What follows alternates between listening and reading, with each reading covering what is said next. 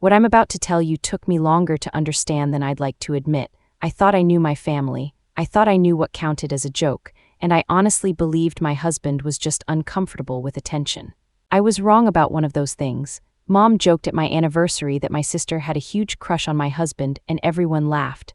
I wish that sentence sounded ridiculous to me now, but it doesn't. I am Claire, a 28-year-old wedding florist from Savannah, Georgia, and I remember exactly where everyone was sitting when my mother, Denise Mercer, raised her glass and smiled. Well, somebody better hide Ryan. Emily's had a crush on him since the engagement. The table burst out laughing. My younger sister, Emily Mercer, covered her face and giggled. My husband, Ryan Vance, didn't. He looked down at his plate. My father, Richard Mercer, reached for his water. My Aunt Carol smiled, then quickly stopped. I laughed because I didn't know what else to do. Mom, seriously, she waved her hand. Oh, honey, if your own sister thinks your husband is handsome, that's really more flattering than embarrassing. Everyone laughed again, everyone except Ryan, and that was the first thing I couldn't explain. Dinner kept moving, but Ryan barely touched his steak. I picked the black olives out of my salad one by one, which is something I've done since I was a kid. My closest friend, Jenna Collins, leaned over. Claire, is he okay? I forced a smile. Probably tired. Then Mom laughed again. Emily, don't stare. People will think we're trying to steal him. Emily blushed. Mom, the room laughed, but Ryan quietly put his fork down. Excuse me, he said. Mom frowned. Ryan, don't tell me you're embarrassed. She's family. He nodded politely. I'll be right back. After he left, Mom turned to me. Honestly, Claire, you're too serious sometimes. I laughed because I always laughed. Dad kept looking at his glass. Aunt Carol suddenly became fascinated with the bread basket. Nobody said anything. 20 minutes later, Ryan came back. His face looked pale. I touched his arm. What's wrong? He looked straight at me and quietly asked, Did Emily ever tell you what happened in Nashville? I stared at Ryan so long he finally looked away. What happened in Nashville? I asked. He rubbed his forehead. Not here, Mom laughed. Good grief, did Emily steal your room service? Emily smiled nervously. Mom, stop, but Ryan didn't smile. On the drive home, I asked again. Ryan, you're scaring me, he sighed. I don't want to ruin your relationship with your family, I snapped. Then don't say things like that, he nodded. Fair. We sat in silence for almost a mile, then he quietly asked, Do you remember my conference in Nashville 3 months ago? I frowned. Of course, he looked out the window. Emily was there, I blinked. No, she wasn't, he swallowed. Claire, I thought you knew. My chest tightened. What are you talking about? He shook his head. Forget it, not tonight. I got angry. No. Don't do that, he whispered. I need you to tell me one thing first. Did you know your mom paid for Emily's ticket? I honestly thought Ryan was mistaken. That's my mistake in all this. I defended Mom before I even called her. Ryan, Mom wouldn't do that, he nodded. Okay, that hurt more. The next morning I called Mom. Did Emily go to Nashville? Mom laughed. Well, yes, she wanted a little vacation. I sat up. You never mentioned that, she sighed. Claire, not everything is about you. I froze. Mom, Ryan says you paid for it. She laughed again. Emily needed cheering up. Honestly, if your sister wanted to eat overpriced hotel food and stare at your husband from across the lobby, who cares? I felt sick. Mom, she interrupted me. Sweetheart, relax. Emily would never actually do anything. She's fragile and people like you forget that. Then she lowered her voice. Besides, a little harmless crush keeps marriages interesting. I just sat there.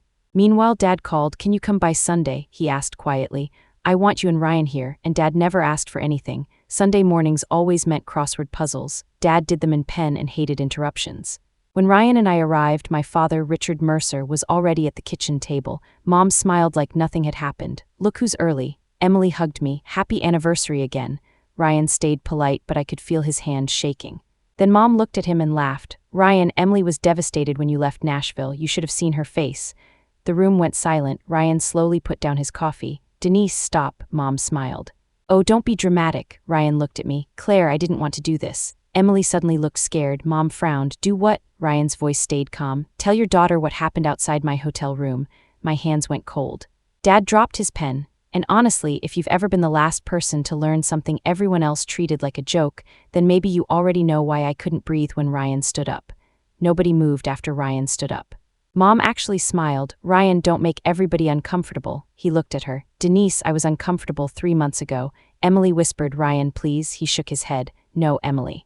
Not anymore. Dad slowly removed his glasses. Son, what happened? Ryan took a breath. The night before my conference ended, somebody knocked on my hotel room door. Mom laughed nervously. And Ryan looked straight at me.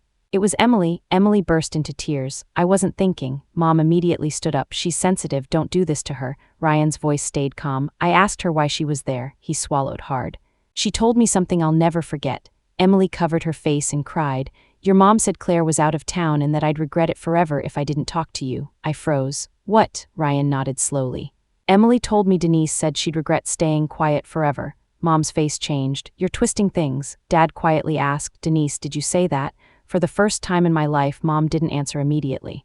Mom finally spoke. Richard, don't look at me like that. I was trying to help Emily move on. Dad stared at her. By sending her to Nashville, Emily started crying. Mom said if Ryan rejected me, I'd finally get over it. I couldn't believe what I was hearing. You knew, Emily nodded. She bought the ticket. Ryan sat back down. Claire, I sent Emily away that night and thought that was the end of it. Mom shook her head. You're all acting like she committed some terrible crime. She's emotional. She's always loved harder than you. That sentence hit me harder than anything else. Dad slowly closed his crossword book. Denise, he said quietly, do you hear yourself? Mom crossed her arms. Richard, she's our daughter. Dad looked at me with tears in his eyes. And so is Claire. Then he stood up and walked to his desk. There's something both of you need to read.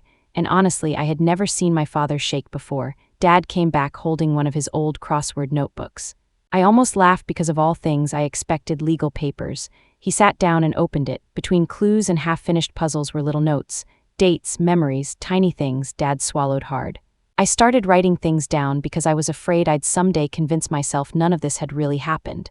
Mom frowned. Richard, what are you doing? He ignored her. June 4th. Denise said Emily cried because Ryan hugged Claire too long. He flipped pages. September 17th. Denise told Claire she should be grateful Emily loved her enough to be jealous. I felt sick. Dad kept reading. March 8th.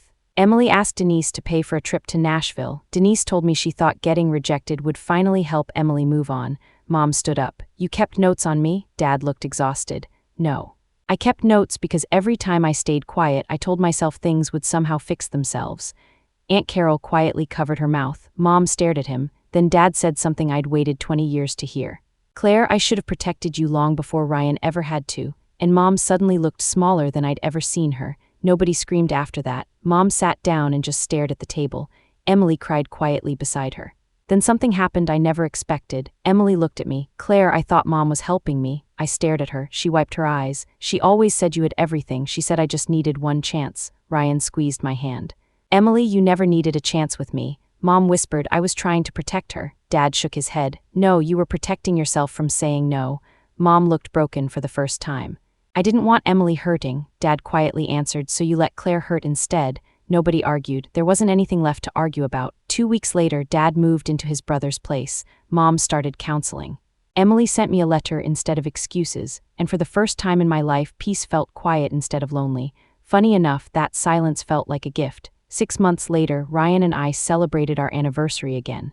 Just us, no speeches, no jokes, no people telling us what love should look like. Dad joined us for dessert afterward and brought his crossword book.